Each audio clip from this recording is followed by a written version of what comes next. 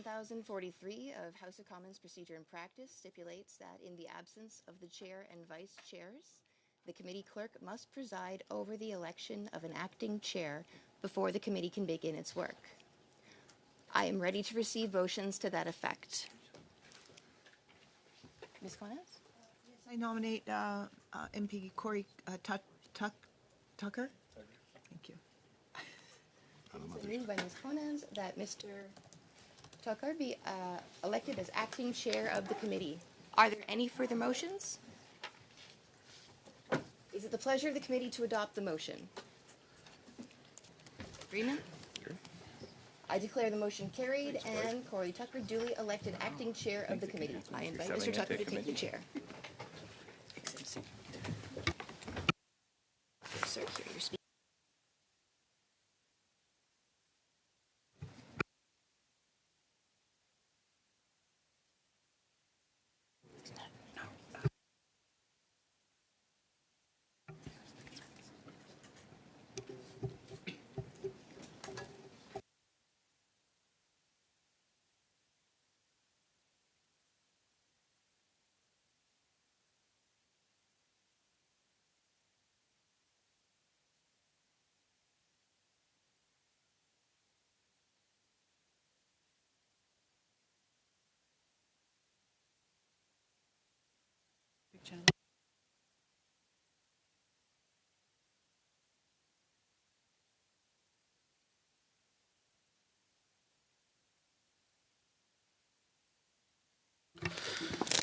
Good morning, everybody. It's an honor to be in the Health Committee. I call this meeting to order. Welcome to meeting 17th of the House Commons Standing Committee on Health. We recognize today's meeting is taking place in a hybrid format. Everyone's familiar with those rules. There is translation services on all the mics. Hit English or French, depending on what your mother tongue is, and you'll be able to hear the witnesses and the questions posed to you. We have a little bit of house cleaning to do. We need to pass a motion or pass the budget for today's meeting of the amount of $500. Do we need a motion from the floor? Megan moves the motion. No seconder on this. No. All those in favor say aye or raise your hand. Passed. So the budget for this meeting has been passed. Moving on to the importance of our witnesses. We are going to hear from a couple different folks here. We will start with the Department of Health, and they have opening 5 minutes. Department of Health, the floor is yours for 5 minutes. Thank you, Mr. Chair, honorable members. Appreciate the opportunity to be here before the committee today. My name is Greg Orenchak. I am the Deputy Minister of Health. I'm pleased to be here on behalf of the Honorable Marjorie Michel, the Minister of Health, to present an overview of Health Canada's proposed spending under the 25-26 supplementary estimates. Je prendrai quelques instants pour...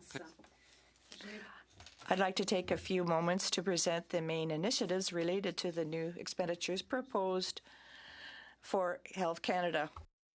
A net increase for this fiscal year of over $1.6 billion by reprofiling from future year approved funding, bringing authorities for the department to date to just over $12.3 billion. Ces investissements soutiennent le rôle du ministère. These investments support the role of the department in improving healthcare, equity promotion, and service delivery, all things that the Canadian people are counting on. Of this increase is a reprofile of already committed... Pardon, point d'ordre. Your point of order. I'm not getting the interpretation, Mr. Chair. We'll get that looked at. Could someone speak in English, please? C'est bon, oui. It's happening now. You can hear me? Maintenant, ça va, mais j'entendais pas de ça. I can hear it now. I wasn't hearing it beforehand, but now it's working. I paused your time, and I'll turn the floor over to our witness. Great. So I was talking about the Canadian Dental Care Plan. So a significant portion of the increase that is being reported is a reprofile of already committed funds to support the Canadian Dental Care Plan.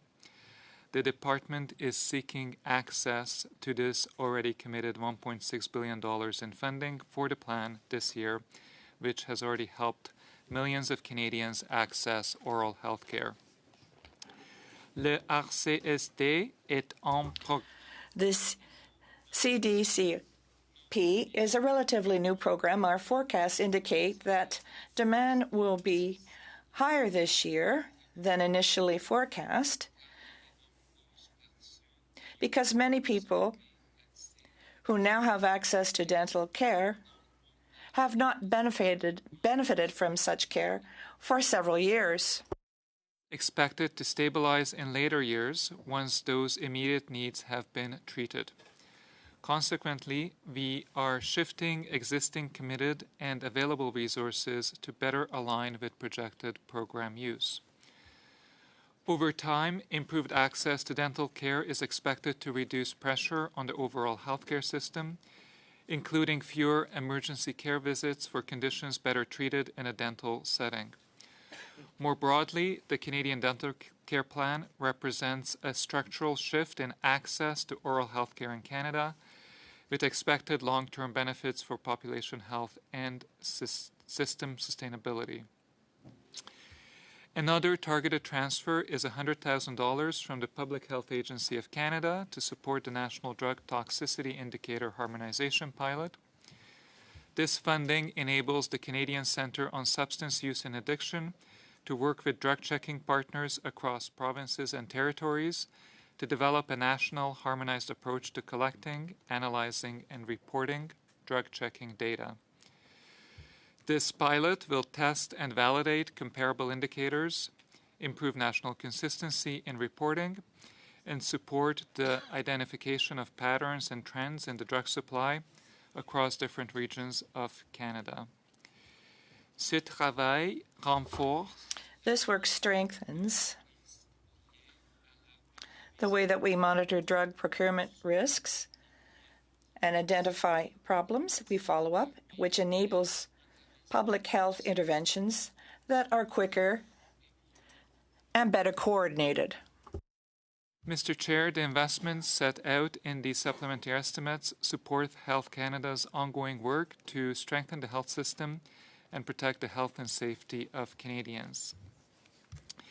Ils visent à renforcer la... They are aimed at strengthening system capacity, namely strengthening programs, systems, and partners which enable us to deliver services that are effective and adapted to requirements. The opportunity to appear before you today, and I will turn the floor back to you, Mr. Chair. Thank you very much for that. Now moving on to Public Health Agency of Canada. Chair, honorable members, thank you for inviting us before your committee today. My name is Nancy Hamzawi, and I am the president of the Public Health Agency of Canada. On a point of order, I'm no longer getting interpretation. Suspend for a minute and sort this out. Oui, là, j'entends. And now it's working? Now it's working. Ask our witnesses to talk a little bit slower. That might help our translators be able to work in both languages. We'll be back in, I'll turn the floor over to the Public Health Agency of Canada. Nancy. I'm also accompanied by my colleagues, Dr. Natasha Crowcroft, Vice President of the Infectious Diseases and Vaccination Programs Branch, Stephen Bent, Vice President of the Regulatory Operations and Emergency Management Branch, and Rod Greeno, our agency's Chief Financial Officer. C'est un honneur pour nous d'être ici pour parler de... It's an honor to be here to speak to some recent items included under Supplementary Estimates B, as well as current key areas of focus within the Public Health Agency of Canada.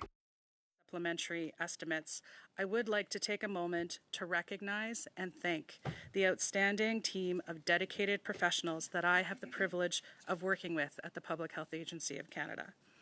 Every day, our agency colleagues demonstrate an unwavering commitment to public health and public service that drives our work forward to secure the health and well-being for all people in Canada.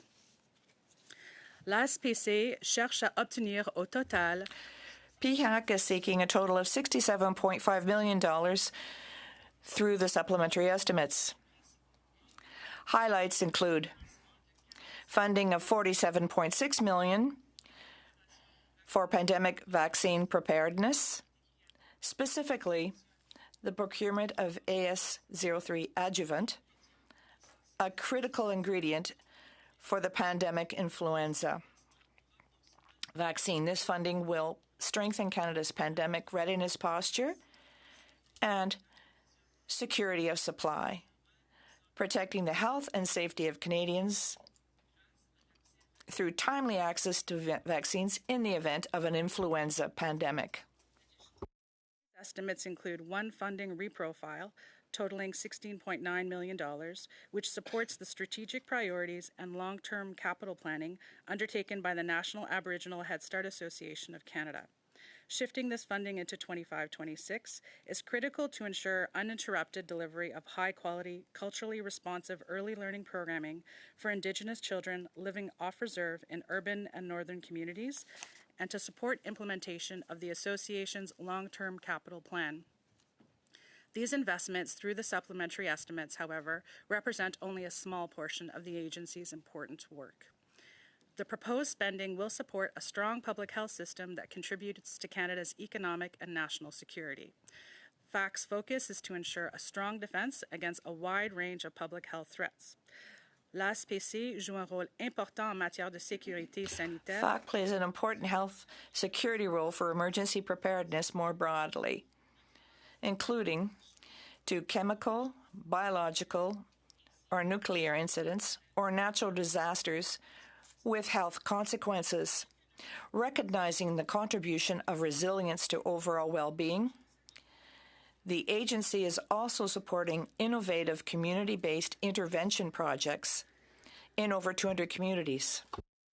Lab facilities to our capabilities to detect, understand, and act on public health threats. The Public Health Agency of Canada collaborates closely with provinces, territories, and Indigenous partners to prevent, prepare for, and respond in real time to public health events. While we fulfill an important federal role, we do so with strong community engagement to foster trust in public health and be responsive to the diversity of needs across the country through a health equity-driven approach grounded in best available scientific evidence and data to guide action. Mr. Chair, it is a privilege for my colleagues and I to appear before this committee and to respond to your questions on the work we are doing to safeguard the health of Canadians. Thank you. Thank you. And on to, hi, Dan Mazur, new chair. On to the Canadian Food Inspection Agency, Mr. Anero. 5 minutes. Mr. Chair, and good morning. My name is Robert Yaniro. I'm the Vice President of the Policy and Programs Branch at the Canadian Food Inspection Agency.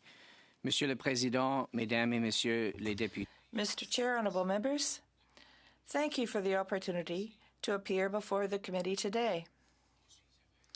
I'm pleased to be here to present an overview of the Canadian Food Inspection Agency's proposed spending under the 2025-2026 Supplementary Estimates B. The CFIA has a vision to be a global leader in food safety and plant and animal health protection. By keeping Canada's food safe and protecting our animal and plant resources, the agency can also help businesses to contribute, grow, and support Canada's economy. The CFIA is a science-based regulator with a dual mandate: to protect and to enable trade. Our primary responsibility is to safeguard Canada's food supply, plant, and animal health. At the same time, we play a vital role in enabling trade to support the economic resilience of the agriculture and agri-food sector. At the core of the agency's work is enforcing and verifying compliance with regulations to support safe food and animal and plant health. The agency's work essentially consists of enforcing regulations and verifying compliance with them in order to promote food safety, animal health, and plant protection. The CFIA is also committed to doing its part to contribute to the government's agenda on red tape reduction and regulatory modernization. Budget 2025 will deliver generational and transformational investments for agriculture and agri-food stakeholders. These important investments include over $150 million for the CFIA to support the government's trade diversification strategy. This funding will modernize digital trade tools and services, including AI integration. It will also increase market access for Canadian agriculture, agri-food, fish and seafood. In addition, it will address trade barriers, improve regulatory cooperation, and promote greater market entry. To build on this important investment and further support the transformational commitments in Budget 2025, we have submitted the following supplementary estimates. The CFIA is proposing a net increase of $9.1 million, bringing our total authorities to just over $959 million. This includes $1.4 million in new funding for advancing interprovincial and interterritorial trade of food in Canada. The supplementary estimates is also proposing net transfers to the agency of $7.7 million for activities in the areas of plant protection and market access support. Monsieur le Président, les investissements décrits... Mr. Chair, the investments outlined in these supplementary estimates reflect our ongoing commitment to delivering real results for Canadians. These investments will help the CFIA to continue its vital work in safeguarding the food we eat, protecting our plants and animals, and supporting trade and market access, all of which builds a stronger foundation for Canada for the future. The agency is committed to doing its part to help to build Canada strong and support our world-class food, plant, and animal producers to share their products around the globe. Thank you again for this opportunity to appear before the committee, and I'd be pleased to take your questions. Thank you. And on to our last testimony, Canadian Institutes for Health Research. Mr. Moore, for 5 minutes. Merci beaucoup, Monsieur le Président et les membres du comité. Thank you, Mr. Chair and members of the committee. Thank you for the invitation to appear before this committee as part of your study. My name is Jeff Moore, and I'm the Director of the Canadian, Executive Vice President of the Canadian Institutes of Health Research. I'm happy to be with you today in order to give you an overview of the proposed expenditures by CIHR in the Supplementary Budgets B.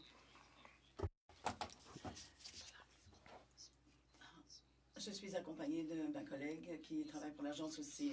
Dans ce budget supplémentaire, dans ce budget supplémentaire, les IRS. Translation, it's way off in the distance. It's like you don't have your mic. Là, ça semble fonctionner, là. Mais est-ce qu'on peut... il y avait... So is it working now? English channel 1, 2, 3? Way off in the distance, so that's good. It's working now. Yep, thank you. Proceed. Thank you.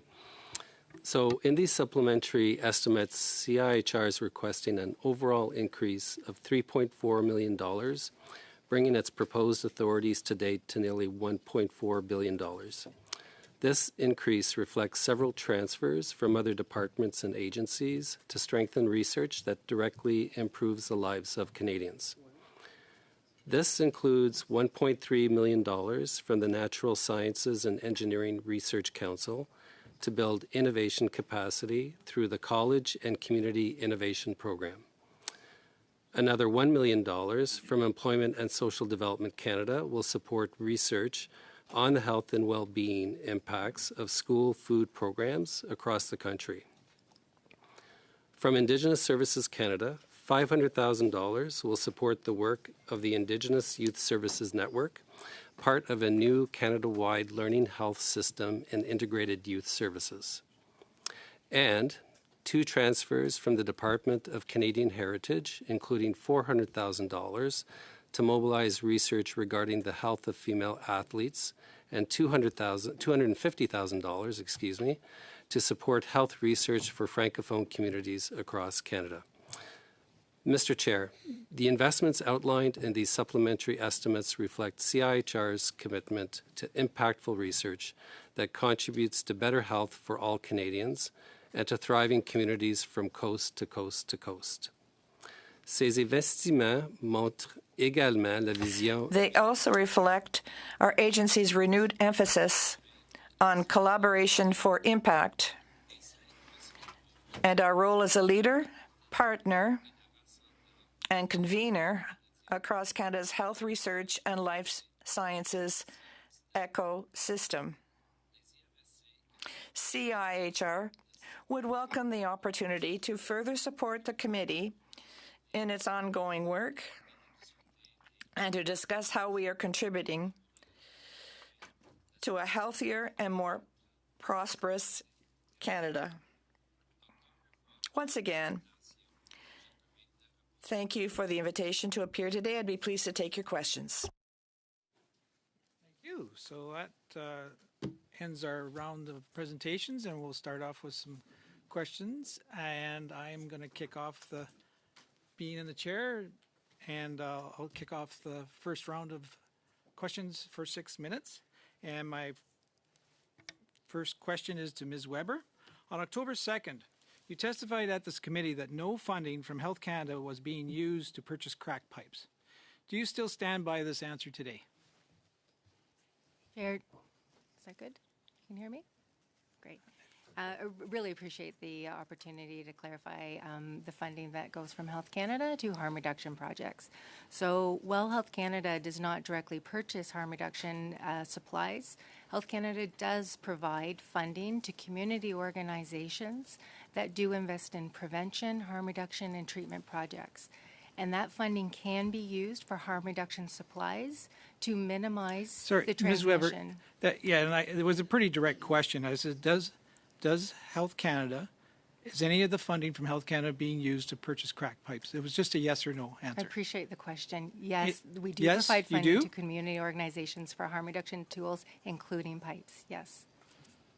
So Health Canada stated that it does not track individual expenditures and is unable to provide a breakdown of how recipients spent funding under the Substance Use and Addictions Program and Emergency Treatment Fund.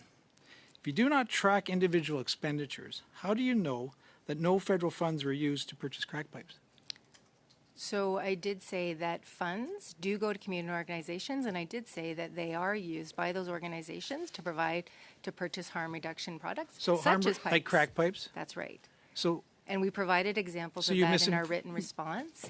And we do not track individual expenses down to the minute level, but in fact, we do track categories of expenditures, and those do include harm reduction equipment. Okay. And we did report that back in the written question in detail. According to Health Canada, funding under the Substance Use and Addictions Program and the Emergency Treatment Fund can be used to purchase smoking kits. Is that correct? That is correct. Similar to the pipes, harm reduction tools can be used, purchased from the funding for harm reduction. And what substances do you think addicts smoke out of smoking kits? Health Canada is funding. A variety of different substances. Like what kind? Fentanyl? I wouldn't want to assume. I would not want to assume that. You wouldn't want to assume? You're in charge of funding these sites. You must know one type of drug. Fentanyl? Would that be in your experience? In one of the programs that we did provide in the written question, it was for meth. And so we did answer that. There was a program. According to your own department, actually 48% of the usage is fentanyl. It can be fentanyl. Yeah. But I don't want to speak. Over half the times. Because we know that fentanyl is one of the most harmful substances on the street, and illicit fentanyl. And that is correct. So providing those harm reduction tools is fundamental. Are you aware that many drugs are smoked with foil, including heroin, fentanyl, crack cocaine, crystal meth, and some crushed pills? Yes or no? Yes, I do imagine that they are used. Has Health Canada funding been used to buy foil kits for drug use? Yes or no? In the listing that I have seen, I do not recall foil, but we do provide money for harm reduction tools. So I do suspect some have purchased foil. I don't have that in front of me, but I could go back to the written question that we provided where we listed out the harm reduction tools that organizations did use spending for to prohibit. During my recent visit in Kelowna, I saw a vending machine on a public sidewalk that dispensed drug supplies such as crack pipes and foil, and no ID screening was required. Like, it was quite remarkable. I could just walk up, hit a number, just like a regular vending machine. Is Health Canada aware that these vending machines are operating in Canada? Yes or no? Those machines are providing clean Are you harm aware? reduction tools. Is Health Canada aware that these are operating? Point of order, Mr. Chair. Mr. Chair, I think when you are sitting on a chair, like, you have to be very... What's your point? My point is that I think when you're sitting on a chair, anyone... What is your point? What do you... Point is that you have to be neutral. Thank Neutral. you. I'll duly noted. Yeah, thank you. Thank you very much. It's Thank my you. time. Please be respectful. From the listing that we provided in the written response that we funded vending machines, but I do know that community organizations are supplying through vending machines to enable access at all hours so that there's the reduction of the transmission of infectious disease or harm. Weber, do you honestly think Canadian taxpayers want their money to be used for crack pipes and meth pipes and fentanyl pipes? The funding is for harm reduction in response to this toxic drug crisis that we are facing. Do you think taxpayers would be pretty happy about that? The money is going to organizations that are in the community To buy that are crack taking pipes. responses. Order, to Chair. support Please let the witness vulnerable answer so she can individuals have who are using time to toxic answer. supplies. It's okay. Ms. Weber, has any funding from Health Canada's Substance Use Addictions Program been used to purchase controlled substances for drug use? Yes or no? Period of time, the Substance Use and Addictions Program funded prescribed alternative projects. In very, very few cases, I think in fact 3, where the actual projects did not have drug coverage from the province, prescription or prescribed alternatives were funded for a short period. In general, the pharmaceuticals are funded by the drug programs in the provinces and territories. Ms. Weber, Health Canada's own website describes supervised consumption sites as places where people can bring their own drugs to use in the presence of trained staff. Does Health Canada require that a licensed doctor or nurse be physically present whenever drugs are being consumed at these sites? Yes or no? A licensed doctor or a practitioner? No, there are health practitioners that are on site at different times and different shifts. The requirements vary by operation. But to give you a 100% answer on the practitioner, did you say a nurse practitioner? I would have to get back to you to confirm that or not. Thank you very much. Thank you. If you could table all that, that'd be great. Okay, on to our, that's 6 minutes, and on to our next questioner, Mr. Elfson. Thank you, Mr. Chair. Thank you all for coming. Ms. Weber, I know the issue of harm reduction supplies or harm reduction in general becomes very contentious, and there's a lot of misinformation regarding whether this, facilitates drug use, or whether people are more likely to use drugs because these programs are here, which the medical evidence shows is just simply not, that's never been verified. Am I to understand that the increased use of things like pipes or smoking for certain drugs was to help decrease the incidence of infections due to IV use? That's a great question. I'd have to get back to you with that answer. I cannot do the correlation between, or I could turn to the Public Health Agency if they have anything to add. No? sorry, did you say the correlation between pipes and intravenous use? Well, as in we had heard from other testimony from other groups that there were it may not have been in this committee, but there are public health experts that have said that by introducing the use of methods to smoke drugs like fentanyl in supervised consumption sites, they are less likely to have infections that you would get from intravenous drug use. Yes, okay. Well, the supply is evolving, and how individuals use the drugs is evolving, and it can depend on the individual. I think you would, health practitioners would understand that whether it's intravenous use or pipe use, it depends on the individual, and the evolution. You know, we're ensuring that there's harm reduction tools that are there to support the individuals, regardless of the means that they're using. Oh, Thank you. Natasha's going to add. Sorry, from the Public Health Agency. Please. Thank you for the question. I can confirm that the reductions in injections does reduce the risk of injection sites which don't occur with inhalation, drug inhalation or substance inhalation, and it also reduces the risk of antimicrobial resistant organisms for the same reason. Thanks. All right, thank you. So given the cost of such infections to the system, would this change be likely to actually decrease what the taxpayers are paying for health care? Definitely. Yes. There would have a less impact and cost on the healthcare system by decreasing harms. Okay, thank you.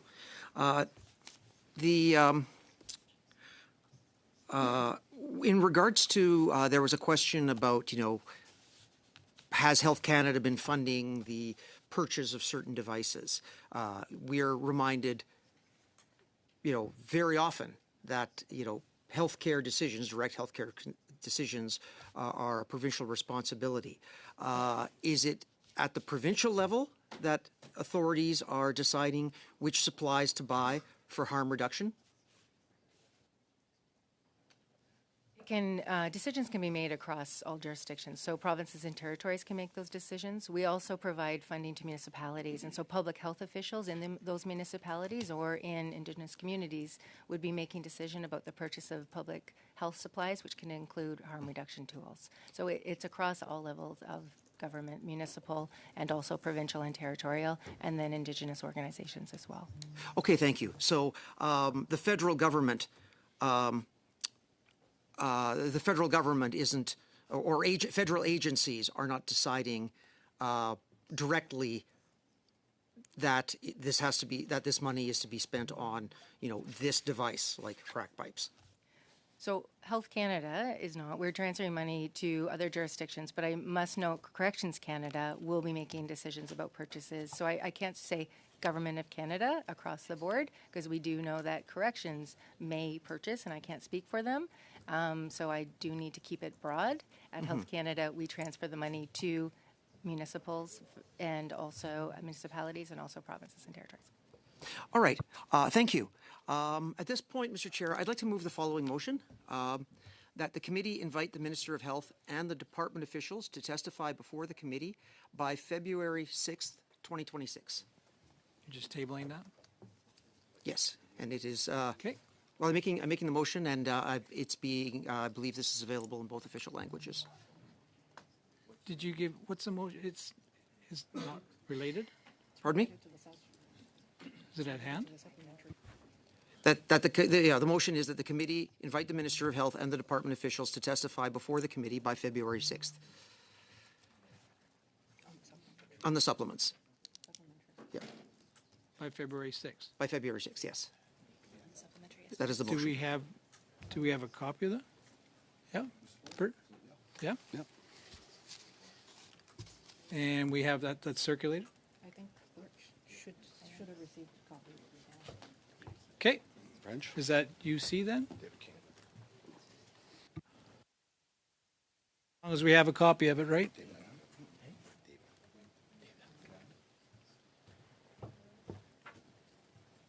So I guess that stopped, but I guess Madame LaRouche, are you do you have a copy of this motion? And I'm just seeking you see, I guess, if there's the same motion that's. J'ai une. Je lui ai demandé de l'envoyer. I'm going to check if I received it.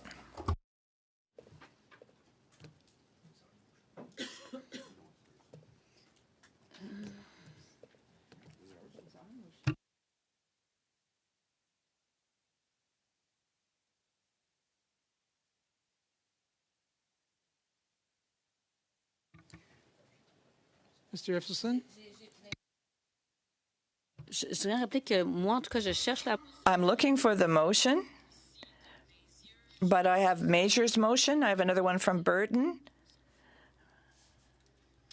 Can you just read the motion again, Mr. Effelson, please? Yes. That the committee invite the Minister of Health and the department officials to testify before the committee by February 6th, 2026. That's exactly what our motion was, wasn't it? Or if not, The wording of it is different. they just did it now. Président, moi, j'avais compris le 6 février. But it's 6 February, so it's the same motion that Dan Major put forward and Burton Bailey. I'm a little bit confused here. So since it's so similar, and we got agreement for that one. No, Mr. Chair? No. This is a new motion. The language on the first was the implication of the minister failing to appear by a certain time, which is somewhat misleading given that the minister was, that this was sent by the date requested because of a very limited time period. So this simply removes that and says that the committee invite the minister and department officials to testify to the before the committee by February 6th, 2026. Is everybody in agreement with that? Just took out the wordings just in case the minister doesn't show up. Thank you, Mr. Isselson. Okay, moving on. Ms. LaRouche, you have 6 minutes. Le ministre vient. It's a similar motion, so How do I stop that? Continue on. We got UC for that. And Ms. LaRouche, you have 6 minutes to ask questions. thank you, Mr. Chair. I wanted to, first of all, ask a question of the Department of Health. The funding of transfer money. Quebec is a province that is has budget goes for 33% goes to health, and we receive. There's no other additional funds provided for in the subs. So my question is for you, Mr. Greg Orensack.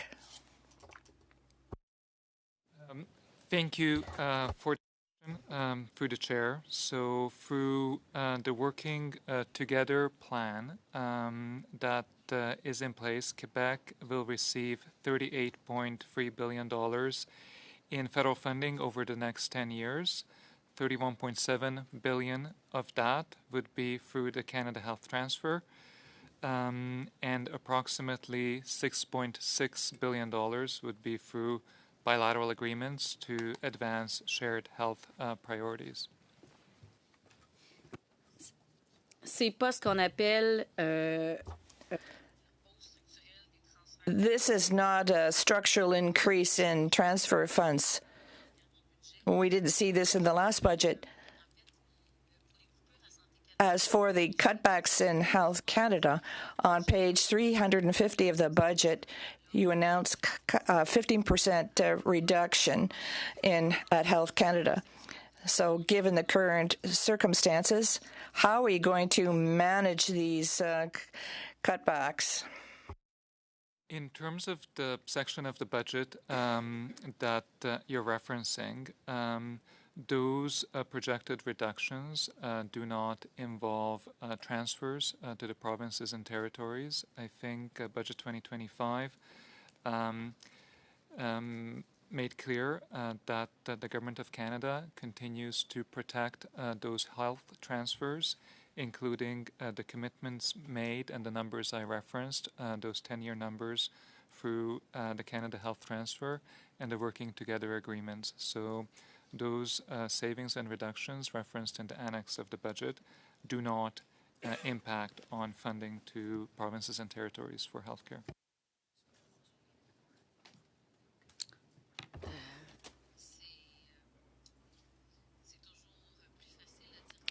It's always easier to do or to say than to do. And I refer you back to page 350. Now, I would like to turn to the agency. We're doing a study on AMR. Right now, there have been staff reductions in the labs, and this will make it more difficult to do any monitoring.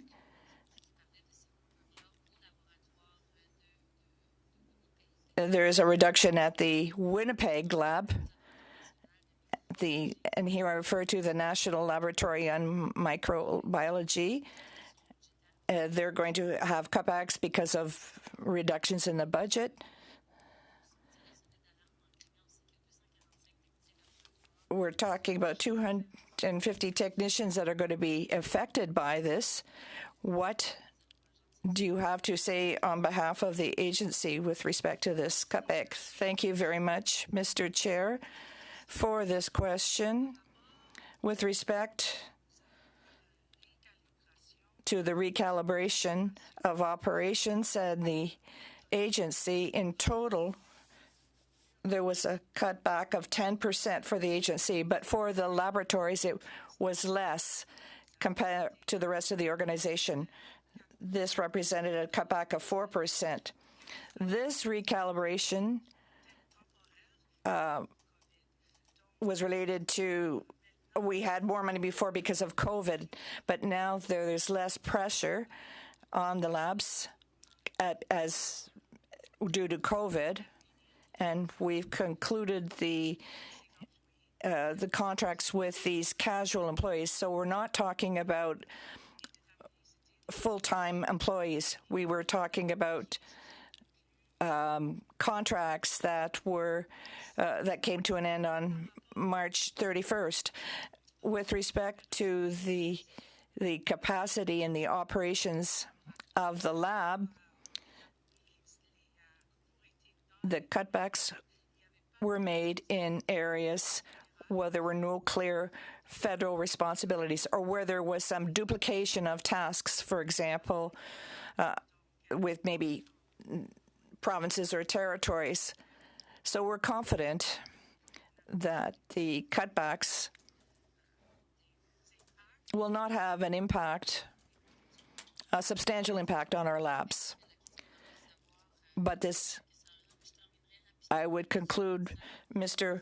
Orensek, will this have an impact? Will this lead to federal underfinancing in the provinces and in Quebec? Quick answer. I would like to reiterate that federal transfers are continuing as they've been committed through the Working Together plans and the CHD, so there would be no further impacts. And on to our second round, Mr. Bailey for 5 minutes. Thank you, Chair. This first question is for the Deputy Minister or Assistant Deputy Minister of Controlled Substance. Any money from the Department of Health spent on encouraging recovery? Health Canada does fund projects and programs across prevention, harm reduction, and treatment and recovery. Treatment and recovery. Okay. It seems when you talk about harm reduction and crack pipes, how does a crack pipe do anything for harm reduction? I'm not following. Is it a transmission thing? That's right, infectious disease. And so you Infectious can disease. imagine that whether there's a sharing of pipes or needles between individuals or multiple use and dirt or whatever the case may be, the clean tool reduces the harms for the individual. Okay. And then when they are looking for helps or supports, they're able to, turn to Because the there's something that just doesn't add up. You say that you're decreasing harms, so why are needle injection injuries up? Because we are handing out needles, we're handing out crack pipes, but yet our hospitals have a sharp increase in needle injection injuries, and these are serious. Any thoughts on that? I'm not aware of the data on the needle injury. Is that nationally that you have that stat? No, I'm speaking specifically about provincial in Alberta. What I find is that Health Canada enables and the provinces are promoting recovery. So in Alberta, we have been looking really at how these safe injection sites really don't promote any type of recovery. You say that they are harm reduction, but in Red Deer, where my riding is, it has decimated our downtown. We've lost hundreds of businesses. There's one business that loses $8,500 a day due to shoplifting from this safe injection site. So I would like to know how that is really harm reducing, because all we're seeing is more injection injuries. And as for the crack pipes, I can't wrap my head around how that makes a difference. I can tell you that some of the examples. So, how many reports regarding threats to public health or public safety has Health Canada received about illegal hard drug consumption sites?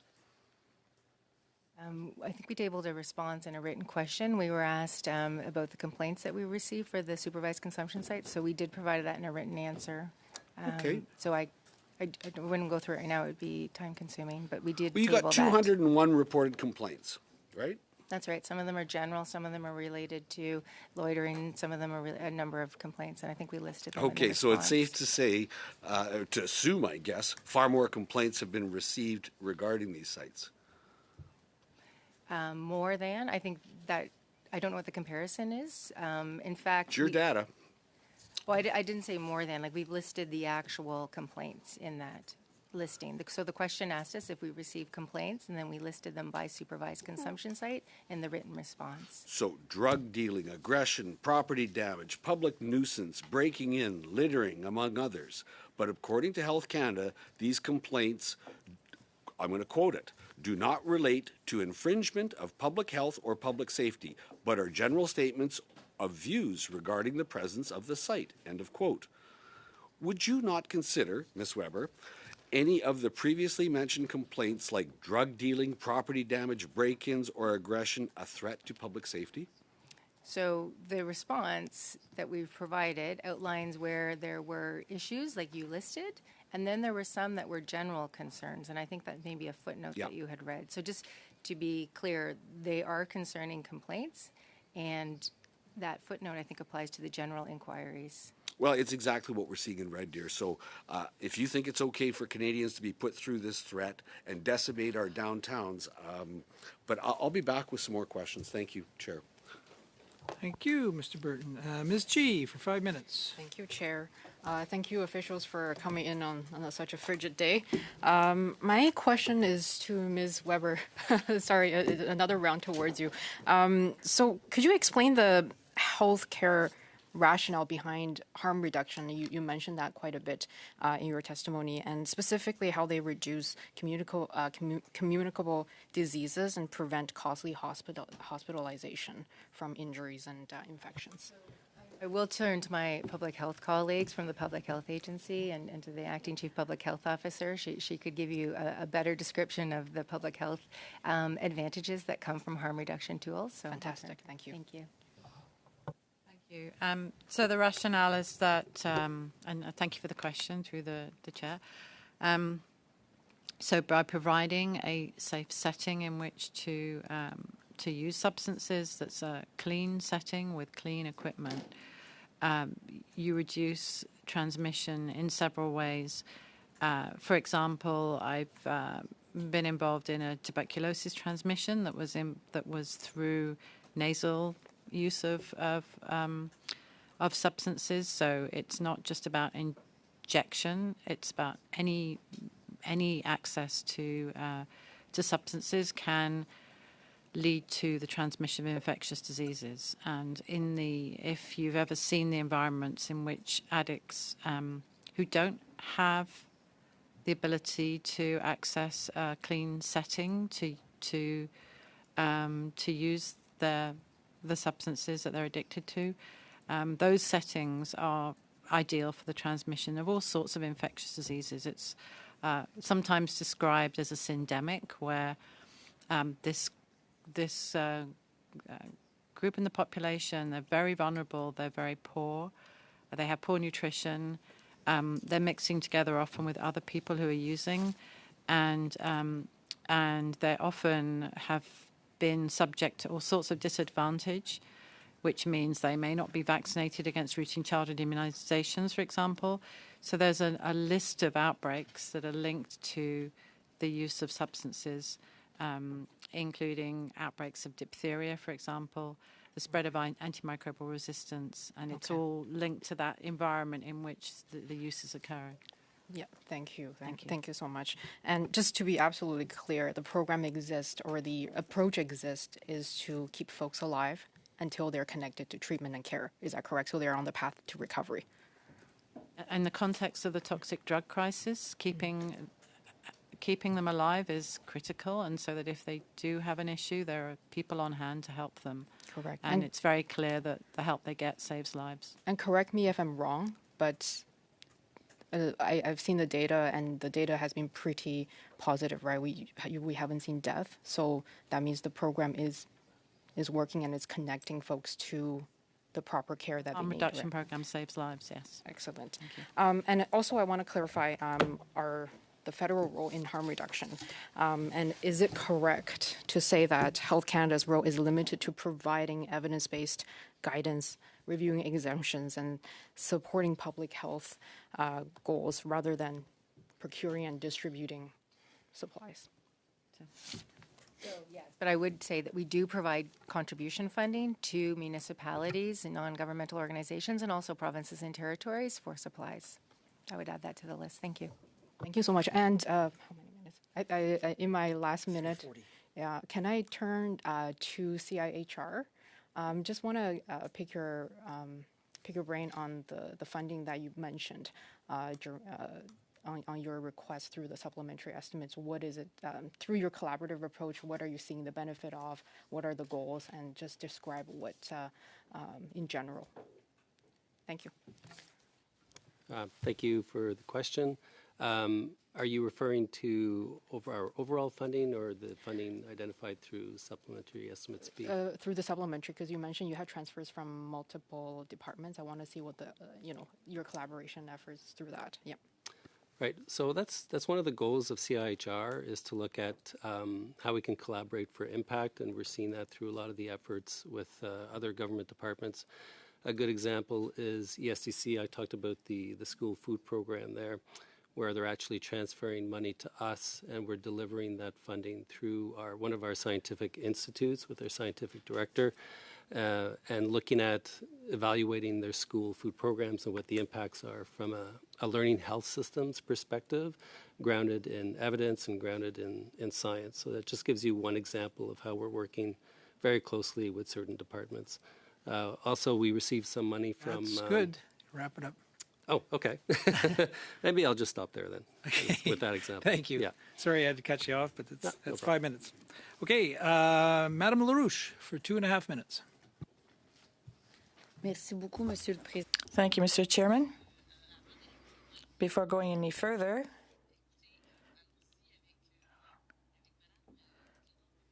I'd like to ask a question of Ms.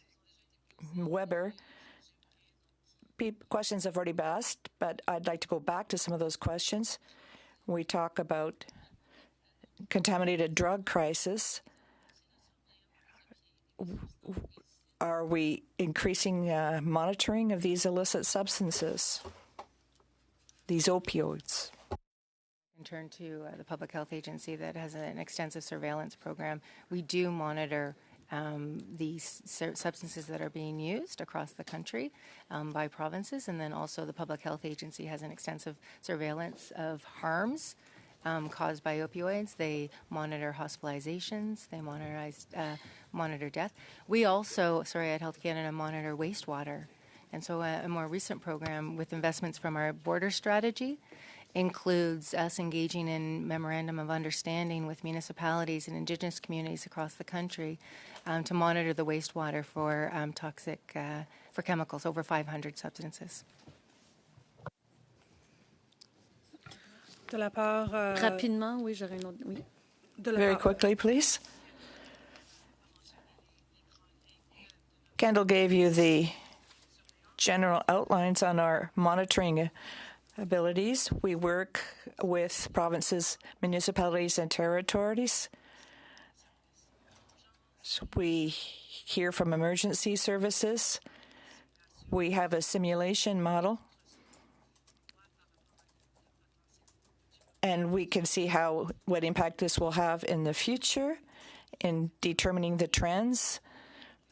And recently, we worked with our colleagues in the provinces and the territories in order to understand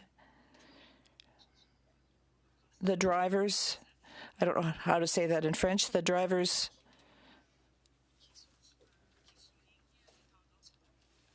that underscore the trends we're seeing. What investments are set aside for improving this? Je n'ai pas le chiffre. I don't have any exact figures. Basically, the budget remains the same. It's 4%.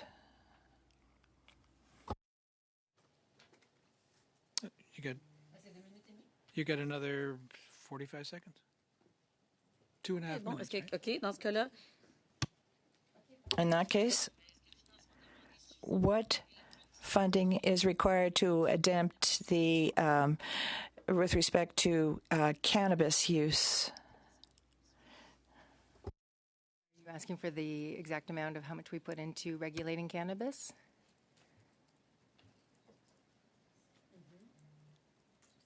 I don't have that right at my hands. It would take me a second to look for it, and I don't want to use your time. So I can provide a written question. We do regulate cannabis and the licensing of cannabis and public health and public education, but I will table that after the fact, the exact number. Thank you. And Ms. Conance for 5 minutes. Thank you, Chair. My question is for Ms. Weber. You've talked a lot, we've talked a lot today about providing crack pipes and other drug-using material. So if an individual comes to use these illegal hard drugs over and over again, are they simply allowed to continue to do so, or does Health Canada encourage these individuals to stop using drugs? So our strategy for supporting individuals during the crisis is a full continuum. It's prevention, so it's encouraging and ensuring that people do not start using the drugs. It's harm reduction when people are using the drugs, and it's also treatment and recovery, and then of course also enforcement. Okay, so the full continuum Ms. Weber, of activities are key. Oh, thank you. I just wanted to know that in my riding, huge riding, and in Oakard, there is no treatment available. What would you suggest should happen to the people that are being continually given drugs but have no treatment available? So thank you for the question. An important role that the provinces and territories play in the country is healthcare system delivery. And the transfers that do go to the provinces and territories are also used for substance use and treatment. So we shouldn't be maybe continuing, because I know you said you're monitoring the drug supply, you're monitoring these drugs, but you aren't checking to see whether the full continuum is actually happening. So we work with provinces and territories, and we work with municipalities and non-governmental organizations. The provinces and territories play the primary role and the lead role in healthcare system delivery. Okay. We've talked about today already Alberta's recovery model, which is an example of the recovery and Okay, but treatment that's not taking place. in where we live, In so, BC, there's yeah. a road to recovery. Sorry, BC, is that correct? Yes. Yes. So in British Columbia, the province has put in place a road to recovery that includes the full continuum of care. Unfortunately, that's not happening, and you can see it by the number of deaths that have happened in the last few years, and of course, because of decriminalization. So that leads to my next question: how much have you had to increase the substance use and addictions program funding towards British Columbia since your department provided a waiver to allow the decriminalization pilot program since 2023? So our substance use and addiction program does fund projects across the country. So how much do you know for British Columbia? If not, you can you can table I'll that table later. that after the fact. Yeah, Great. thank Thank you you. for the question. I was wondering for my next question. You told the committee last time that you were regarding a renewal of the exemption in BC, so a renewal of the pilot program. When the request comes in, will assess public health and public safety indicators. Has a request been received to extend the decriminalization pilot program in BC? Yes or no? No. Okay. A request has not been received. Okay. Mrs. Kendall, if you do receive an extension request, will you reject it considering the thousands of people who have died since this program started? Yes or no? In We've not BC. received a request. I would be going outside to assume what any decisions would be made. We haven't received anything. So to you would date. have to assess if you received a request. Any how many application that people we had died. get comes in. We do assess Okay. it thoroughly. So my next question is, Ms. Kendall, in an abstinence-based program, in my community of Penticton, we have Discovery House, which is an incredible organization that has saved so many men and reunited them with their family. It's abstinence-based. It's been extremely successful, embraced by our community. Would they score higher for the substance use and addictions program application process as opposed to an organization that runs an injection site? There are a variety of projects that we fund, and it can be the need, it can be actually what they put forward, but it's not based on the type of programming that's delivered. But Oh, that so does you sound like- are funding abstinence-based programs like Discovery House? Today, I don't want to say something that would be incorrect, so I'll get back to you to let you know, Yes. but I don't have the actual, we fund hundreds of programs. Okay, so you can't remember one abstinence-based one, though? If I said it right now and I didn't get it right, I would really regretfully not Could you wanna do table that with to the this committee the number of abstinence-based programs, organizations that have received funding through the substance use and addictions program? You can take that question back. Thank you for the Thank you. question. Thank you. And the last round, Helena Jazik, Liberals, 5 minutes. Thank you, Chair, and thank you to all the witnesses for your testimony. Ms. Hamzawi, you mentioned that PHAC is seeking $47.6 million for pandemic vaccine preparedness, and we're very well aware the scramble that was on globally in relation to COVID-19. So could you elaborate and speak to exactly how this money is going to be used in order to prepare us for an inevitable future pandemic?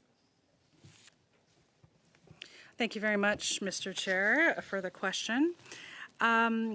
To fulfill its federal responsibility for pandemic readiness, the government maintains contracts with vaccine suppliers to reserve priority access to a population-scale supply of pandemic influenza vaccine in the event of an influenza pandemic.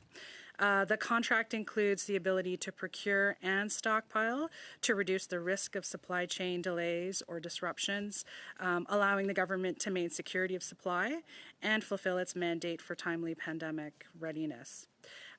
We have sought to access existing funding, moving from our fiscal framework to reference levels for the procurement and stockpiling of adjuvant in this fiscal year 25-26 under a current contract. And so this enables timely access to vaccine in the event of a pandemic and mitigating the risk of possible supply chain disruption. It protects us from that if borders were closed or policies to restrict export of critical medical countermeasures were enacted by other countries, and we understand that that is a potential risk at this time. Thank you so much. That's very reassuring. At the beginning of the COVID-19 pandemic, in fact, there was testimony at this committee, and I was a member at that time, in early 2020, that the stockpile of personal protective equipment had actually been allowed to expire. Could you reassure us on that particular front again in terms of pandemic preparedness for the future? So maybe just to be very, very clear on the stockpile, in scenarios where supplies may have been expired, we do not distribute those across the country. They go through a divestment strategy. We try to avoid them reaching expiry, looking at selling it through GC surplus. Thank you very much. So looking at opportunities for to have access to before it reaches the stage of expiry. If there is expired supply, we then divest through a number of means, whether it's recycling or disposal. And presumably you replenish the stockpile with brand new PPE. Absolutely. And now we have an additional policy overlay with the Buy Canada policy in terms of maximizing I think we're all very pleased to hear about the Buy Canada piece as well. Dr. Crowcroft, we're well aware that we've had major measles outbreaks across Canada, and there seems to be a great deal of misinformation in regard to the safety of vaccines, and we're not seeing the type of herd immunity that we would like to see in terms of particularly childhood vaccination rates.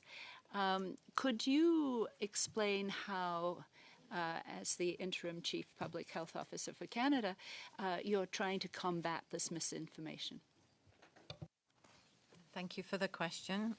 Yes, mis and disinformation is a major challenge to immunisation programs and to public health in general, and in fact to health security. It's been flagged as a major issue. The Public Health Agency of Canada has been funding information campaigns for parents that are designed to try and address mis and disinformation.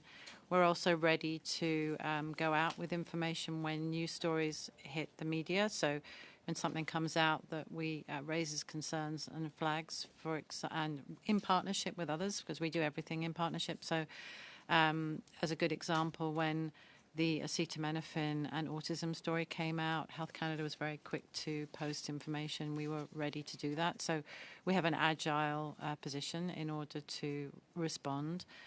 We know there's still work to be done. Honestly, the most trusted person for parents is their healthcare provider. And so that's where they need to hear the messages. So that we really do focus on that level of the system. Thank you. Thank you. You got my cue there to wrap it up. So that's the end of the rounds of questions. And I just have one in the line of questioning for Ms. Weber. I'll take Chair's prerogative. Can you table with the committee all completed applications and corresponding signed agreements from Health Canada for the Substance Use and Addictions Program and the Emergency Treatment Fund since 2020? I can definitely table. Well, I will get back to you. I think that shouldn't be a problem. Thank you for the question. Thank you very much. And with that, thank you for the witnesses that are coming out. We'll do a change up and we'll start on with the next hour.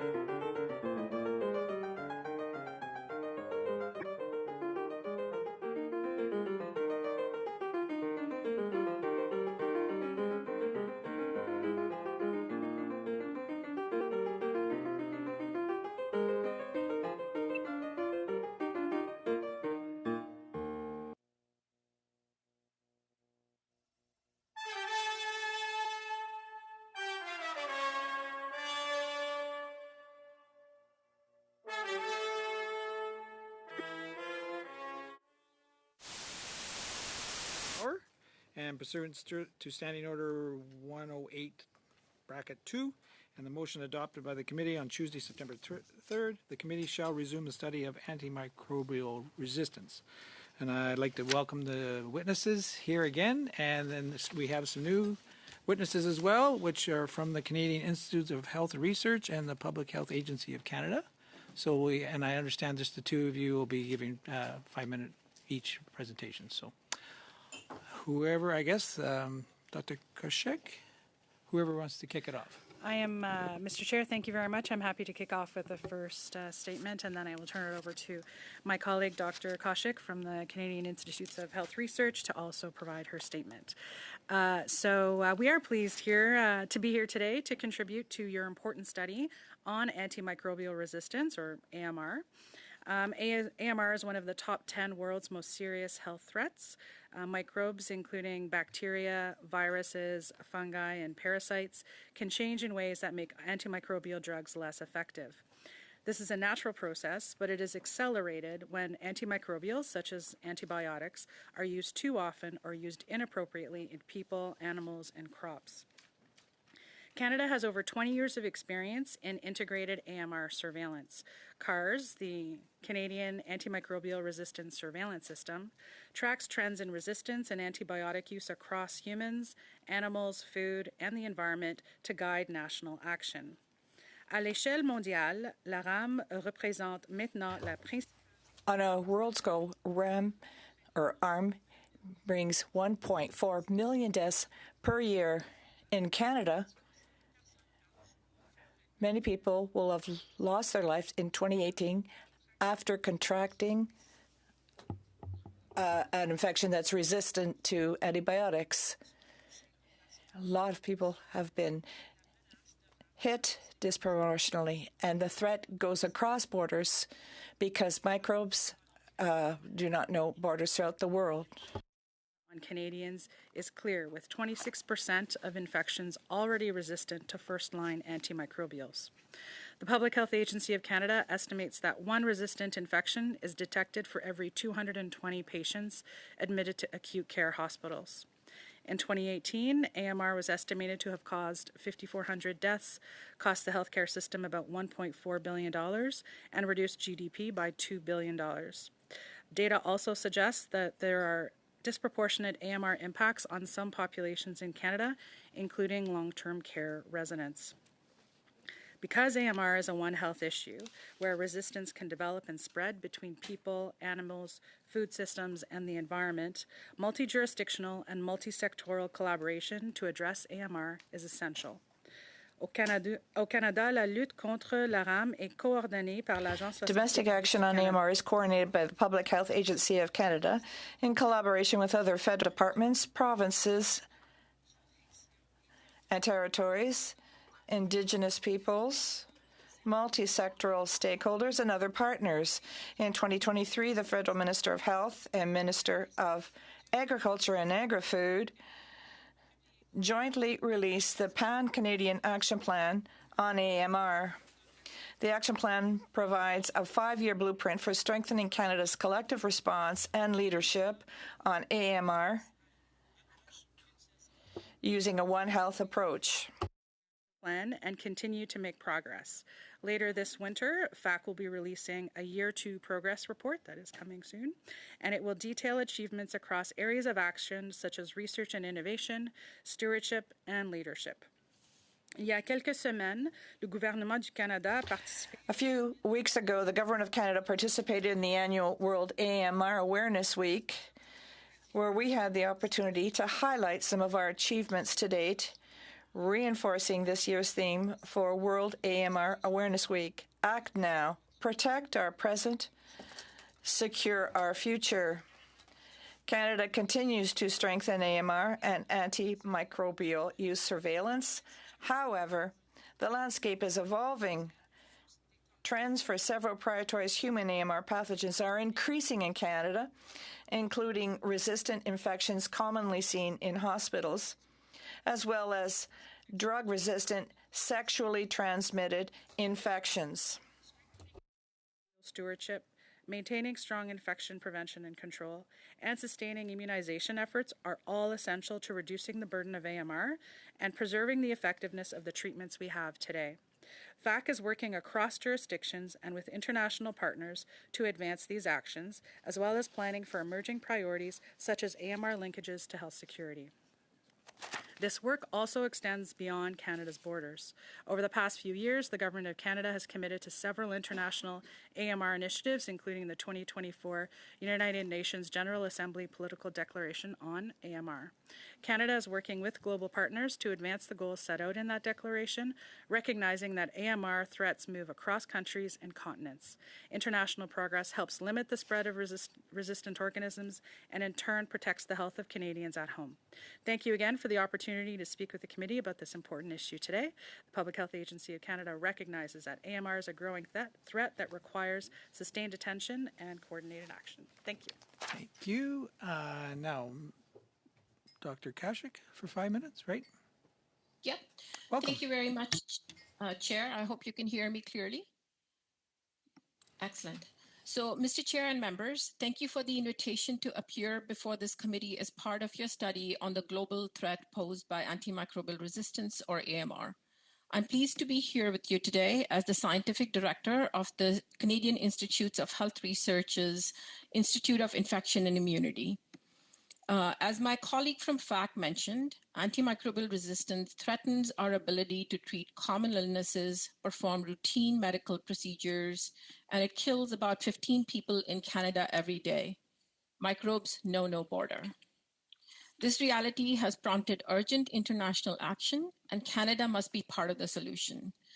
As a federal research funding organization, the Canadian Institutes of Health Research, or CIHR, is committed to advancing AMR research and strengthening Canada's capacity and leadership in this area, both domestically and internationally. Canada has world-class research talent in antimicrobial biology, diagnostics, and alternative therapies. However, funding research alone is not enough. That is why CIHR is renewing its emphasis on collaboration for impact, which reflects key principles of the agency's core mandate. To maximize the impact of our investments, we are working with our partners to improve what we call knowledge mobilization, including the commercialization pathway, so that Canadian innovations do not stall before reaching patients. Our goal is simple: turn promising discoveries into real-world solutions. Over the past 5 years, CIHR has invested approximately $96.3 million in AMR research, both domestic efforts as well as ensuring Canada's participation in international collaboration. These investments have supported groundbreaking initiatives such as the largest clinical trial on bloodstream infection, which is advancing antibiotic treatment strategies to improve patient outcomes and combat resistance. A second example is the training grant that was given to next generation of experts to collaborate across disciplines, sectors, and borders, because AMR is a complex One Health challenge that spans human, animal, and environmental health. CIHR is also proud to champion the development of a national research strategy as part of the Pan-Canadian Action Plan on AMR. This collaboration seeks to align research priorities with policy and practice, creating a coordinated approach across Canada to accelerate solutions. Through CIHR, Canada is also playing a leadership role internationally. We are a key partner in a 10-year collaboration of 53 organizations from 30 countries and the European Commission. Together, we aim to achieve long-term reductions in AMR levels and better public health outcomes. This builds on previous multinational investments that have fostered global cooperation for impact in advancing antibiotic stewardship and innovation. These efforts are supporting the exploration of cutting-edge approaches such as strengthening immune defenses, advanced infection tracking tools, treatments using helpful microbes, and coordinated One Health strategies for people, animal, and environment. CIHR also participates in a transatlantic collaboration that promotes data sharing, awareness campaigns, and joint research to improve antibiotic use and drive innovation. While research is essential, it must be paired with a clear path to adoption. CIHR's vision is to foster partnerships with industry, clinicians, and regulators early in the process. These partnerships lead to innovations that are developed with implementation and impact in mind, not just publications. This includes supporting a domestic pipelines for antimicrobials, diagnostics, and alternative therapies. In short, Canada's researchers are among the best in the world. We need to leverage this talent and mobilize knowledge in a timely and effective manner so that health systems can make informed decisions on how to address AMR. In conclusion, as Canada's health research funder, CIHR is committed to improving the health and prosperity of all Canadians. Addressing AMR is central to this mission. Through collaboration for impact and by supporting research that advances interventions, be they new drugs, non-pharmacological strategies, or next-generation diagnostics, we are helping Canada and the world confront this urgent threat. Thank you, and I will be pleased to answer your questions. Thank you very much. So we'll start on with the questions, and I will kick off the first round for the Conservatives for 6 minutes. So, Ms. Hamzaoui, we heard about the National Emergency Stockpile Program during the first meeting of the study. The National Strategic Stockpile is a network of warehouses across Canada where the government stores medical, supplies, vaccines, and emergency response equipment. According to the media reports, last year the Public Health Agency of Canada lost more than $20 million worth of products from the National Emergency Stockpile. What exactly did your agency lose? Thank you very much for the question, Mr. Chair. First, we take any losses from the NES very seriously, no matter how small they may be. And the vehicle by which we communicate that transparently to you and to Canadians is through the public accounts. And so we did report that losses through the public accounts. There were two things that we reported. First, damage to infrastructure in January 2024, which resulted in us reporting losses of testing and biomedical equipment. So $1,168,311 for the testing equipment and $395,437 for biomedical equipment. And then, secondly, the loss of pharmaceutical product, which is in the order of $20,436,373, which occurred in December 2024. That's what we reported in the public accounts. So, were there any vaccines lost? In terms of the pharmaceutical loss, which occurred in December 2024, it involved a quantity of treatment for a biological threat. As you are aware, the National Emergency Strategic Stockpile is to ensure that we're ready for responses to accidental or intentional threats, whether they're chemical or biological. In terms of this particular loss, it was associated with a treatment. However, I would also note that we maintain a range of treatment options for various threats, so we are prepared. That loss has not put Canada at risk. We have replenished, we've started the replenishment process since December. You answered the question. There were vaccines lost, but you mentioned something about treatment. What kind of treatment? For treatment? As I noted earlier, the National Emergency Strategic Stockpile ensures we're ready against any threats, including potentially intentional threats. I'd be happy to provide you more information. Perhaps we've done this before with the committee and other committees. For sensitive information, we're happy to provide an in-camera secure briefing on the issue to make sure that you have the information to hold us accountable, but just not wanting to put the security of Canadians at risk in terms of unintentionally disclosing operational details. Were there any life-saving antibiotics lost? Not in terms of this particular law. Equipment failure or human error or both? At the time of the loss, an internal investigation was launched and found that there were several factors that contributed to the temperature fluctuation, essentially.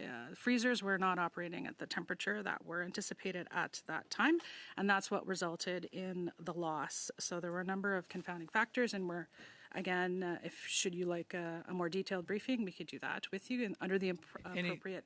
What was the reason why they weren't operating at temperature? Just not monitored, or was there? There is monitoring, standard monitoring through freezers. Again, we are happy to provide more details in a in-camera briefing, but yes, there is monitoring, both automatic as well as human checks, packaging, etc. I'll get through my questions here, but I think you keep on talking about in camera, and I think, you know, there's 20 million reasons to find out why Canadians are wanting to know what happened with this stockpile. So roughly, how many Canadians could have been treated with the products that were thrown out? I don't have that specific number, but I can get back to the committee on that. Has the lost products been fully replaced? Yes or no? The replenishment process was launched earlier this year, and we have a variety of treatments in place to respond to the particular biological threat that was associated with this treatment. They have been? Mr. Chair, if I could add, there's no risk to Canadians as a result of the loss at this time, and we continue to replenish the stockpile. And that wasn't the question. So the answer is not completely yet, but to be clear, there is no threat at this time in terms of this particular loss. Have any employees been disciplined over the losing $20 million worth of products from the national stockpile? We have taken corrective actions. They were procedures were updated, further strengthened, and we are continuing to monitor the situation carefully. But no, there was not a reprimand, if that's what you were to specifically answer your question. Oh, 6 minutes. There you go. I'm done my round. Thank you, Clerk. On to our next questioner, Ms. Sidhu. Thank you, Mr. Chair. Thank you, all the officials. I want to start with the PHAC, my colleague, just with that question, just to clarify. It was a single event, right?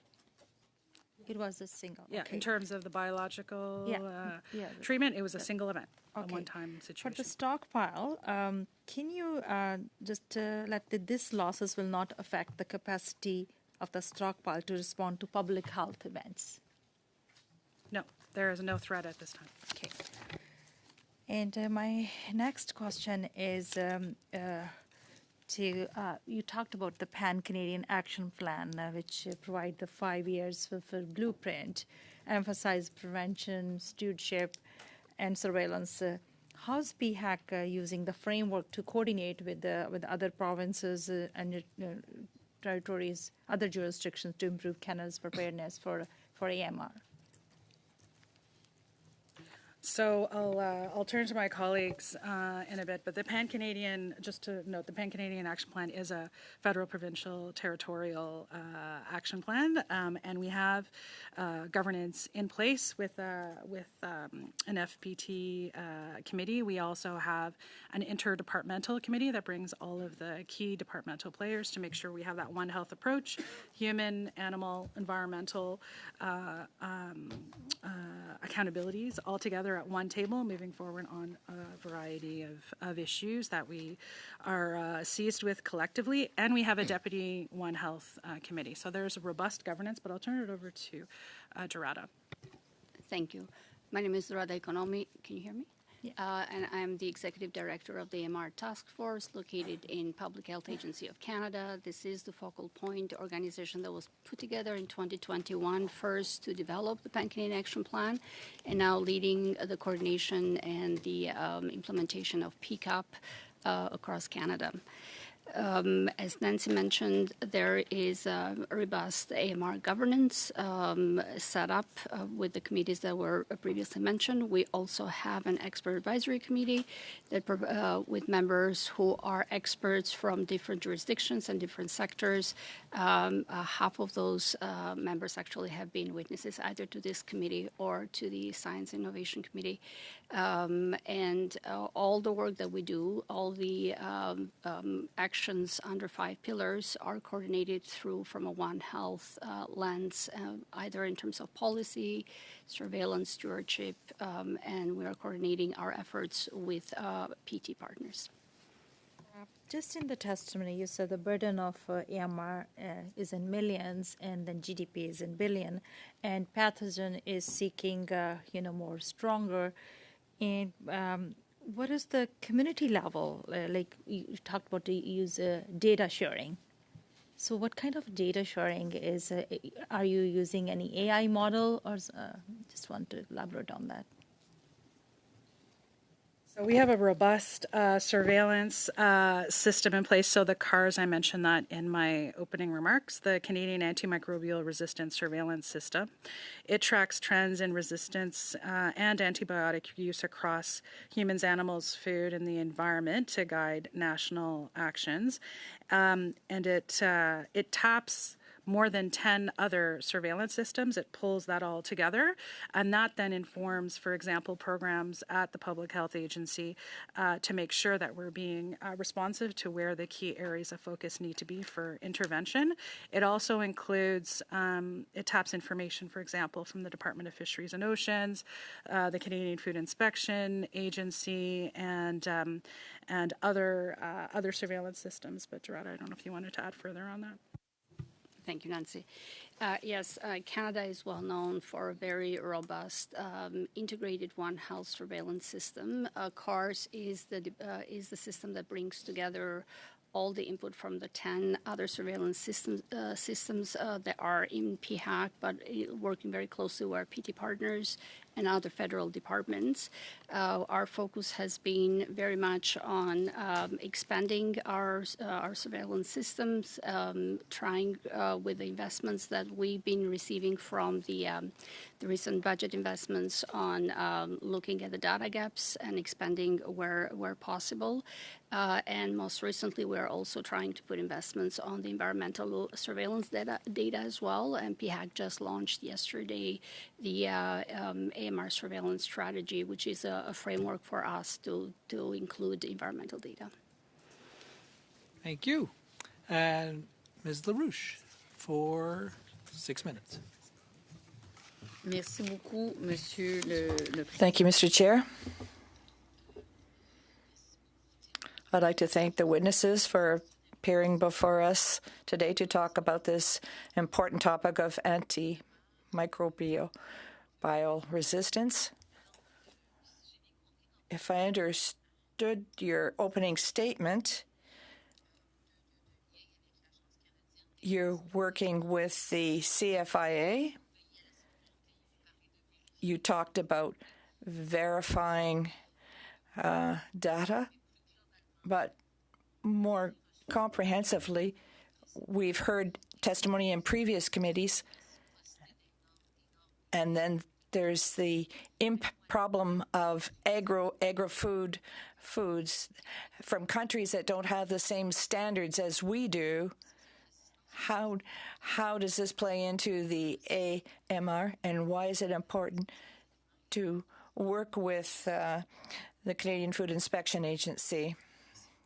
Thank you very much for your question, Mr. Chair.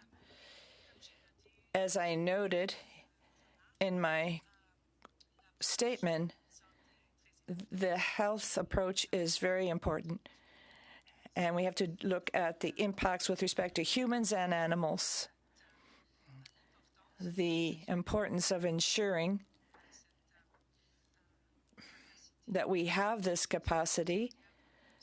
Well, this is very clear in the approach we have taken. For instance, a demonstration of the importance is that the committee, the Deputy Ministers Committee, is co-chaired by the CIHR, and the Deputy Minister of Agriculture and Agri-Food of Canada. So our governance reflects the importance that we give to this.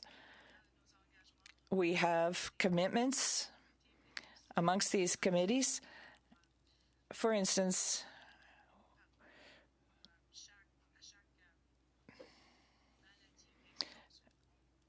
we have,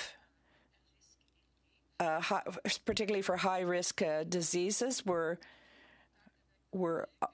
we always are in contact with our colleagues from the other agencies with respect to, for example, the avian flu. We work very closely with the agency.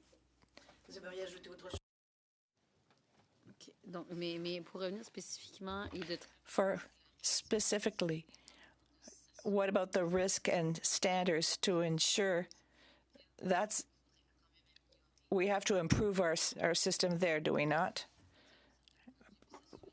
To ensure that products that cross borders meet certain requirements. We are always working on this issue of standards, and there's work to be done to improve the system, of course. We are currently preparing for an international event that's going to be taking place here in Canada. That's a concrete example of how we look at this critical issue of standard enforcement. Thank you very much. I'd like to go back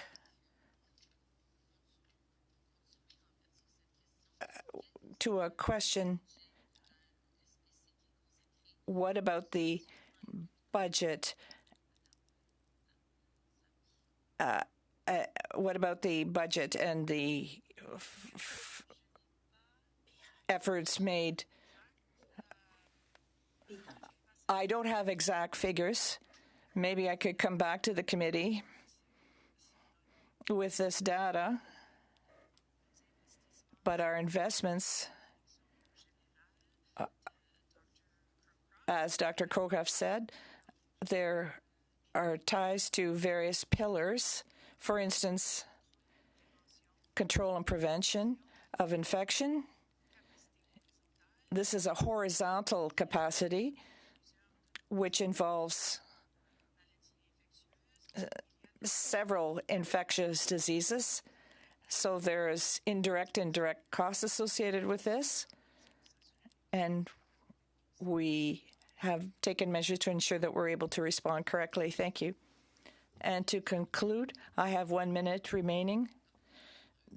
Dr. Kozik,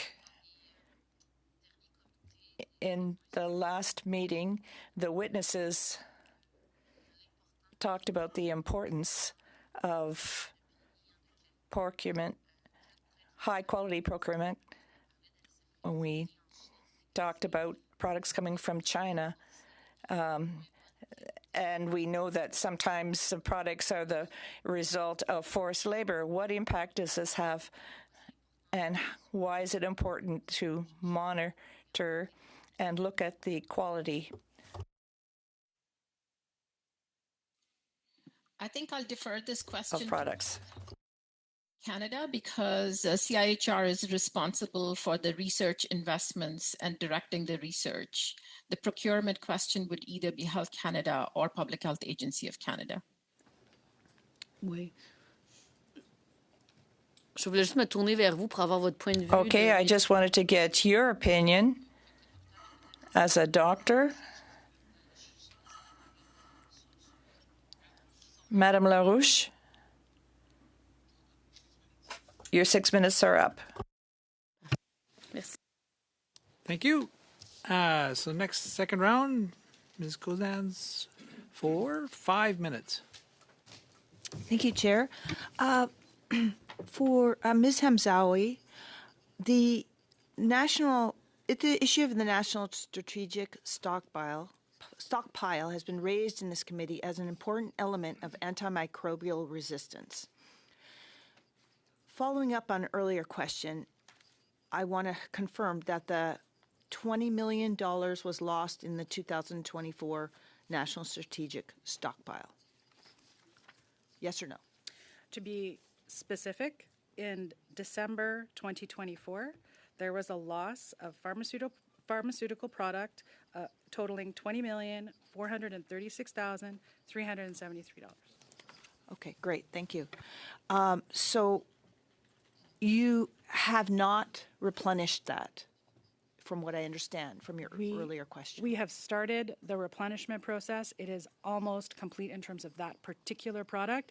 It is mostly replenished. We expect it done by March 31st, and we have other treatments for the same biological threat. So we have a whole suite of alternatives, as well as definitely more than half replenished of this particular product. So if we already have it in stock, why would we replenish it again then? Just curious. We are, as we make our determinations around the volumes of particular assets, that's on a risk basis. Our risk assessment is to complete that replenishment process to be ready for any potential threat. So $20 million lost, I mean, that's a huge amount and put us in jeopardy, at least for a while. How do we, I mean, could this happen again? You say you're monitoring it. Why couldn't this disaster happen again? And you say there was a freezer left unplugged. I'm not sure what happened, but how could this happen? So happy to get into more detail in an in-camera setting to provide you the detailed information that you need to make sure that you hold us accountable and that you can reassure Canadians to have trust, maintain trust with the Public Health Agency of Canada and the NES. So happy to clarify that, but there was not a freezer unplugged. Let's just be very clear. Not a freezer unplugged. Okay. The issue of the stockpile has been raised again. The importance of it. How much of our procurement of the stockpile has been relied on in non-Canadian manufacturing? Okay, so at this point in time, 60% I have in my head, but yeah. As of December 2025, we continue to receive deliveries from around the world. However, the majority of our respirators, masks, and gowns were produced in Canada. We also have long-term domestic contracts with 3M Canada to cover N95 respirators. That's based in Ontario. Okay. And ADM Medicom to cover N95 respirators and medical masks. So you're not able to get. I had heard earlier that you got much of the procurement came from China. There was procurement from China, particularly during the pandemic. At this time, it's only the gloves that originate from China and Malaysia in our stockpile. Okay. All right. So how does the department resupply our national stockpile for evolving health risks? Are expired materials disposed of on a constant basis? Again, how do you keep up with that?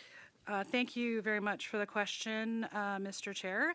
And we're pleased to provide that. Just to note that information is available publicly on the website. So the comprehensive management plan for the National Emergency Strategic Stockpile is online, and you will have that clarity around our procurement strategy, our life cycle management, including our divestment strategies.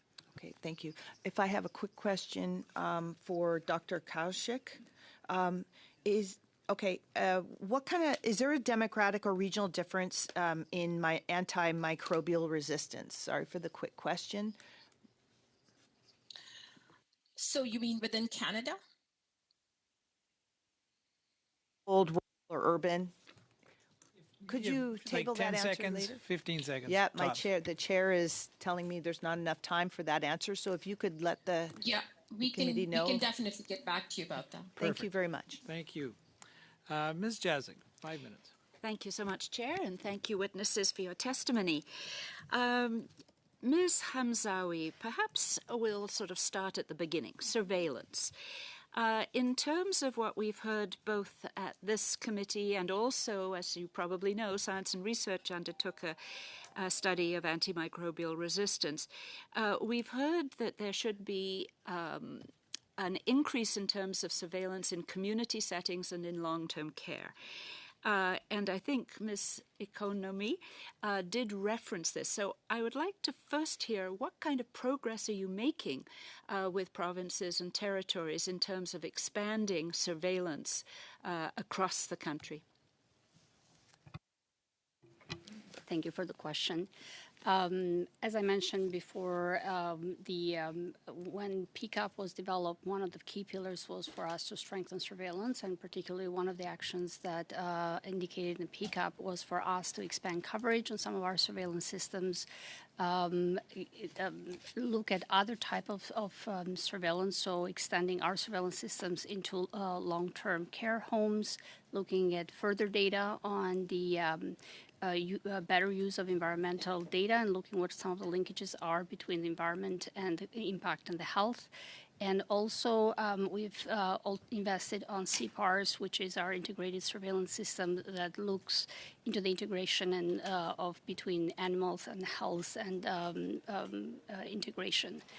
In terms of the community settings, we have been looking to increase and look at different data sources for increasing surveillance on the community setting. That's an area, though, that we are continuing to work more as part of PCAP. My question was sort of what progress are you making? Are there any provinces where, in fact, this data is being collected that could be a model for others? Because it seems like everybody has identified the problem, but we're not really learning of any action. So if you could be specific in terms of examples where this is improved, that would be helpful. Maybe I can start and you can add on, Gerada. So the Canadian Nosocomial Infection Surveillance Program, that recently, I think it was in November, they officially launched the expansion of its scope beyond acute care hospitals to address a significant knowledge gap in long-term care homes. So that was one area. There was also a launch of a pilot surveillance for symptomatic urinary tract infections to explore the potential to monitor infections beyond hospital settings, ensuring a more comprehensive approach to infection prevention across the continuum of care. And the CNISP, the Nosocomial Surveillance Program, is also demonstrating adaptability. It was demonstrated during the COVID pandemic by rapidly implementing surveillance for COVID-related infections and continues to play a pivotal role in monitoring emerging threats such as drug-resistant fungal pathogens, reinforcing its importance in national preparedness and response. I don't know if you wanted to add more to that. I'll just add a couple of That's very helpful. Thank you. Another gap that was identified was the lack of rapid testing in terms of ability across various spectrums to potentially, in the stewardship piece of this, avoid unnecessary use of antimicrobials for infections. And so has there been any progress in spreading the use of rapid testing across Canada?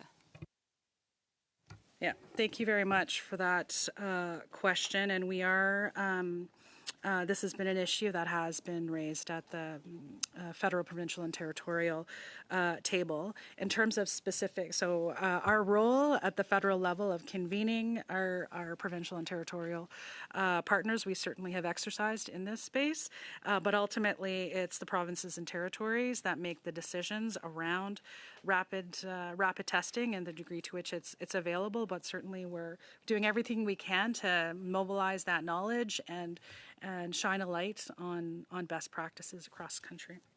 Thank you. And Dr. Kaushik, we've also heard a lot about commercialization, use in Canada of new antimicrobials. In terms of what CIHR is doing to assist with this, you talked of alternative therapies. There has been a demand for push and pull incentives for drug companies to invest in seeking these alternative therapies. What is exactly the role that you can play in assisting with this? Thank you, Chair, for that question. So, really good question. I think in terms of the push and pull measures that can be assisted by research funding, as you know, the CIHR has invested $93 million. Many of them, about 2/3 of it, about $75 million, is actually in open programming, where researchers themselves apply for and get funding for what they think is the best things that need to come out in AMR research within Canada. Among those are many, many researchers who are entrepreneurial, who want to test their diagnostics or their next product to be able to take it into the market and really take it into a small, medium enterprise. Okay. So CIHR Thank you. funds that. Sorry, I have to interrupt you. And that's, if you could table any more information on that, I think Helena would appreciate that. Happy to do that. Thank you so much. Okay, Ms. LaRouche, for 2.5 minutes. Thank you, Mr. Chair. I'd like to go back to Dr. Kaushik. As a doctor, this research funding, do you feel that it meets with the seriousness of this issue? That question, Mr. Chair. So the Government of Canada, as I said, CIHR, the Government of Canada has put together the Pan-Canadian Action Plan, which involves all different pillars of action that are typically required for the seriousness of the issue that antimicrobial resistance presents. So this is comparable to most other countries and the way they put their Pan-Action Plan, National Action Plan. I can comment specifically on the research component of that Pan-Canadian Action Plan, where we are leading a national strategy, a national One Health AMR strategy with our other federal partners, including Agriculture and Agri-Food Canada, Public Health Agency, as well as the Environment Canada, to take a One Health approach to prioritize where the research investments will result in the best outcomes in terms of protecting Canadians' health and making sure that we can save the health systems in significant investments. So I think we are on track for that, but I'm happy to elaborate more, but I'll let you use your time for questions. I have 30 seconds. You talked about the importance of giving means for research, but in the current context where we talked about cutbacks of 15%, we also see that there's been cost reductions in the number of employees, both in laboratories and elsewhere. And the fact that we're getting products that are not of high caliber. Why is it important to have more research dollars given this context? So fortunately, both in Budget 2024 and now in Budget 2025, research has mostly been protected from any of the cuts. So while the cuts are happening at the agency level, but even within CIHR, the operating budgets are pretty much protected from the cuts. The research funding has actually increased overall in Budget 2024 and 2025. So as I said, we are in pretty good shape in terms of investment in AMR research, more than $93 million, about $15 million a year are invested in this, and both strategic areas as well as open funding, which encourages innovation in this area. Excellent. And that is the end of that round. Okay, and Mr. Bailey for 5 minutes. Thank you, Chair. Ms. Hamzawi, you mentioned about that we are gloves, that we don't have a Canadian supplier for gloves. Are we robustly looking for a new supplier to supply gloves for our hospitals and our... Thank you very much for the question, Mr. Chair. Just to be clear, the use of the purchase of gloves for hospitals, that is done at the provincial level. We are a backstop for purposes, then the National Emergency Strategic Stockpile is for purposes of emergency. So we're not buying gloves for hospitals today. That is something that the provinces are doing, and they also have their own stockpiles in case of emergency. So we're another layer of protection, and we're always looking for opportunities to have the best possible quality and value for Canadians in all of our products, not just gloves. Are we looking to robustly find a Canadian supplier for gloves? Thank you for the question, Mr. Chair. So I think in the context of our procurement approach, obviously we work very closely with Public Procurement and Public Services Canada. And as you know, there is a Buy Canadian strategy that is rolling out. It was announced last month with a focus in a few other areas. Health is not incorporated at this point, but as that evolves as a strategy, there may be potential for us to focus on Canadian companies more with the appropriate policy authorities. At this time, though, when we do our procurements with PSPC, we do look for Canadian companies where we can have them for a security supply basis. Mr. Yes. Bent, the President just had indicated that the only item that we were not securing was gloves, because we were asking about China. We've had other meetings here where 90% of procurement when it comes to specialty gowns comes from China. So hence why I'm asking you about the gloves. We know there's Canadian companies that make the gowns, but you don't support them. Are we going to have this robust, you keep using the word, and start getting Canadian gloves manufactured? The context of the, Mr. Chair, thank you for the question. In the context of the development of our biomanufacturing and life sciences sector, Innovation in Science and Economic Development Canada is leading a strategy to continue to build our sectors in the context of the health. And so I would offer in that space to invest in companies. That would be an area that they Thank would you, be Mr. Bent. responsible. Mr. Chair, given what we've heard here today, I would like to move the following motion. It's nonpartisan, but the Public Health Agency of Canada President has suggested it in camera, 1 hour public, 1 hour in camera. So if you would allow me, I would like to read this motion. That the committee invite the Public Health Agency of Canada to testify on the recent reported $20 million loss of supplies from the National Emergency Stockpile with 1 hour in public and 1 hour in camera by February 10th, 2026. So moved. Any debate? Sure. Suspend for a bit so we can review the motion? Yeah, thank you.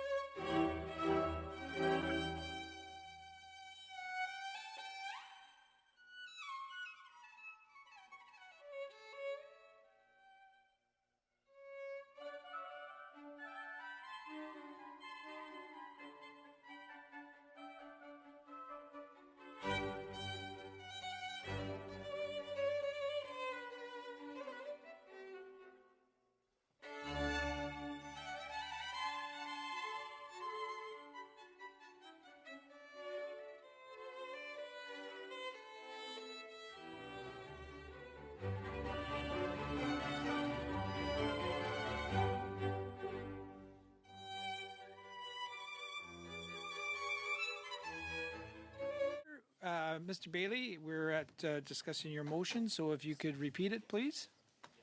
Thank you, Chair. That the committee invite the Public Health Agency of Canada to testify on the recently reported $20 million loss of supplies from the National Emergency Stockpile, with 1 hour in public and 1 hour in camera by February 10th, 2026. So moved. So now I see no debate, so I'll call the question and call for a recorded vote. Sir? Ms. Chi? Yes. Mr. Elson? Yes. Ms. Yatsik? Sorry, Ms. Yatsik? Oh, it's Jassic. so sorry. Yes. Ms. Sidhu? Yes. Mr. Bailey? Yes. Ms. Gomez? Yes. Mr. McKenzie? Yes. Madame Larouche? Yes. 2, 4, 6, 8. Yes. Very good. So I'll pass that motion is unanimous, and that's passed. So thank you very much, and with that, we will adjourn for the day. Thank you. Thank you.